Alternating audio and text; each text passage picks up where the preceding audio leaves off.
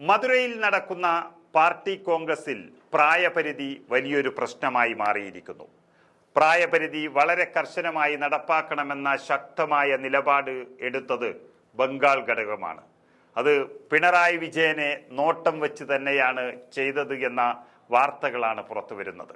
Polit ബ്യൂറോയിൽ ആർക്കും പ്രായപരിധിയിൽ ഇളവ് വേണ്ട എന്നാണ് ബംഗാൾ ഘടകത്തിന്റെ നിലപാട്.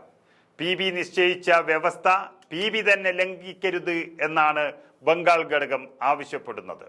PB യോഗത്തിൽ നിലപാട് ശക്തമായി ഉന്നയിക്കാനാണ് ബംഗാൾ ഘടകത്തിന്റെ തീരുമാനം. കേരള മുഖ്യമന്ത്രിയും മുതിർന്ന നേതാവുമായ പിണറായി വിജയന് രണ്ടാം തവണയും പ്രായപരിധിയിൽ ഇളവ് നൽകാനുള്ള നീക്കത്തിലും ഈ നേതാക്കൾ വലിയ എതിർപ്പാണ് ഉന്നയിച്ചിട്ടുള്ളത്.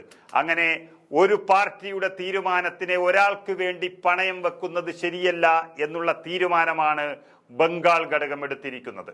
അംഗത്വ ഫീസ് ഇരട്ടിയാക്കാൻ തീരുമാനിച്ച് പാർട്ടി കോൺഗ്രസ് വലിയ തുകയല്ല 5 രൂപയിൽ നിന്ന് 10 രൂപയാക്കാൻ തീരുമാനം. അതിനിടെ CPM പാർട്ടി കോൺഗ്രസിൽ അംഗത്വ ഫീസ് ഉയർത്താനും തീരുമാനമായിട്ടുണ്ട്.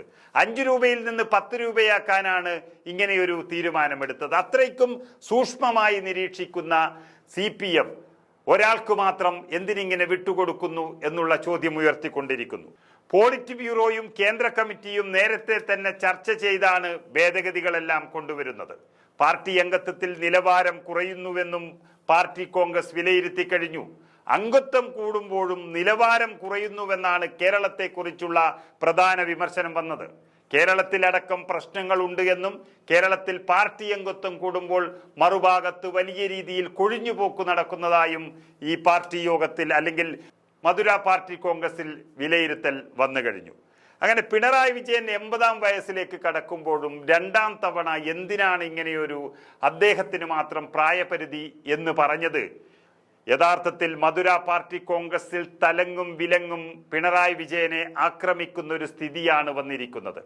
കേരളത്തിലാണെങ്കിൽ കേരളത്തിൽ പിണറായി വിരുദ്ധരായി നിൽക്കുന്ന CPM-നകത്തെ KK ശൈലജയെയും EP ജയരാജനെയും പോലുള്ളവരെ ഉയർത്തിക്കൊണ്ടുവരാനും അതുപോലെ തന്നെ MA ബേബിയെ CPM-ന്റെ ഏറ്റവും വലിയ പദവിയായ സെക്രട്ടറി പദവി ഏൽപ്പിക്കാനും ഒക്കെ തീരുമാനിക്കുന്ന ഒരു അവസരം വരുമ്പോൾ സ്വാഭാവികമായും CPM-ന്റെ ഏറ്റവും ഉന്നത പദവിയിൽ നിൽക്കുന്ന ഇന്ത്യയിലെ ഏക മുഖ്യമന്ത്രി എന്ന പദവിയിൽ നിൽക്കുന്ന പിണറായി വിജയൻ സ്വയം താഴ്ന്നു പോകുന്നു എന്നുള്ളൊരു സംശയം കൂടിയാണ് ബാക്കിയാകുന്നത്. അതിനുള്ള എല്ലാ വഴിയും ഒരുക്കിയത് ബംഗാൾ ഘടകമാണ് എന്നുള്ളതും ഒരു പ്രത്യേകതയാണ്.